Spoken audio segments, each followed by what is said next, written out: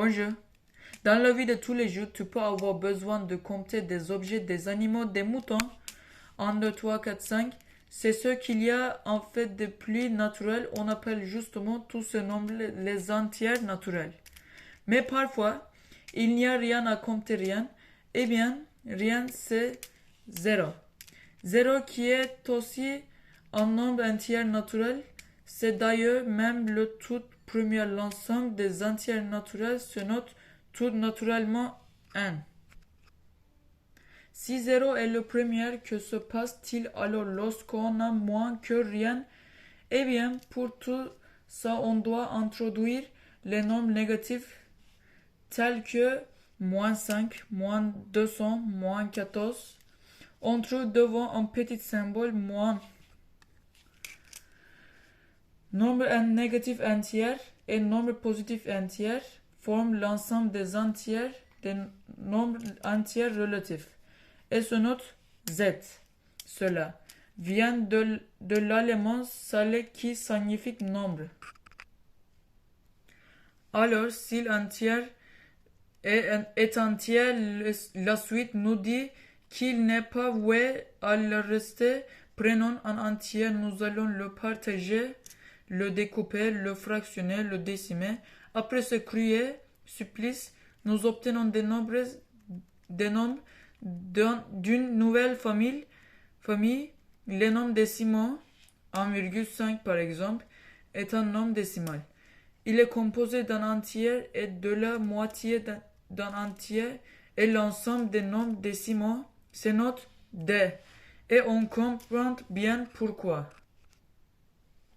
Mais parfois le partage se passe mal et le résultat devient plus difficile à représenter. Partageons par exemple un entier, 3 divisions.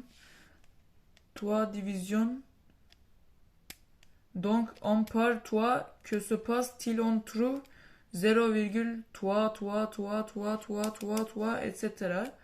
Avec une suite infinie de 3, il y a cependant quelque chose de rationnel dans ce partage, car nous comprenons ce nombre, nous connaissons tous ce décimal, qui sont des 3, nous n'arrivons pas à les écrire de façon décimale justement, car pour les nombres décimaux, l'écriture doit s'arrêter et bien le nombre 1 divisé 3 résultat donc du quotient 1 sur 3 fait partie de l'ensemble des nombres rationnels et se note que cela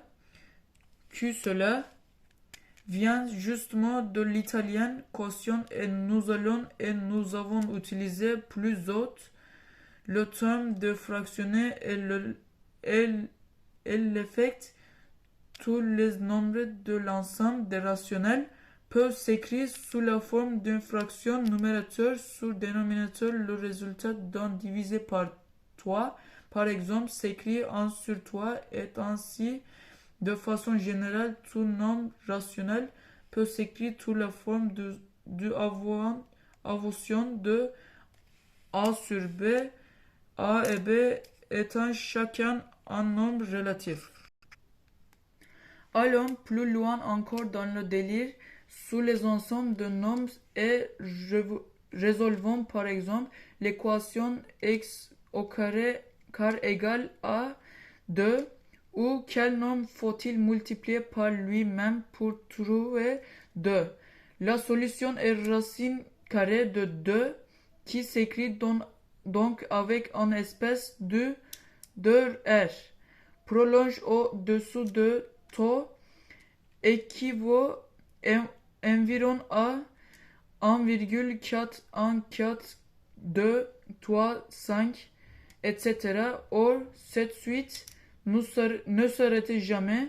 Cette suite de chiffres ne s'arrête jamais et nous ne la comprenons pas dans le sens où les décimales de son nombre se suivent sans suite logique, contrairement à tout à l'heure avec les nombres rationnels où on avait une infinite. Toi, je comprends bien Il existe d'autres nombres rationnels où quand on effectue le calcul, on se retrouve avec des décimales qui se répètent, genre de 4,482, 482, 482, etc. Et ça répète comme ça à l'infini, mais là-bas, il n'y a plus rien de rationnel et bien racine carrée de 2 est justement un nombre irrationnel que les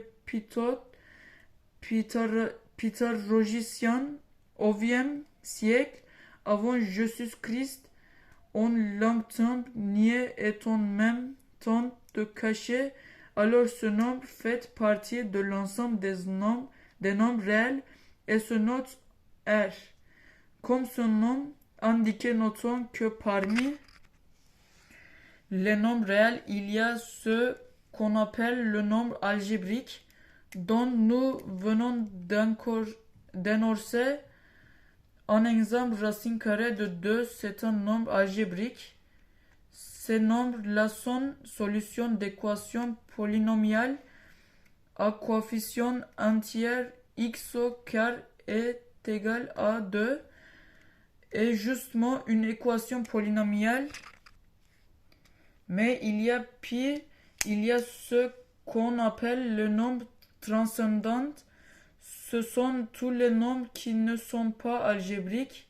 Et l'écriture est aussi mystérieuse que les précédentes, mais de surcroît, il ne se laissait dompter par aucune équation à coefficient entier, aucune équation polynomiale à coefficient entier. Le nombre pi et le nombre e sont des nombres transcendants. Il n'existe aucune équation du type ax puissance n plus b i puissance et moins 1 et c'est donc plié de solutions. Par exemple, ces équations-là sont des équations polynomiales. Moi, j'en ai mis toutes sortes à chaque fois avec 2x puissant quelque chose. Eh bien, il n'existe aucune équation de ce type-là. Donc, pi est solution. C'est pour cette raison qu'on dit que pi est un nombre transcendant. Au revoir.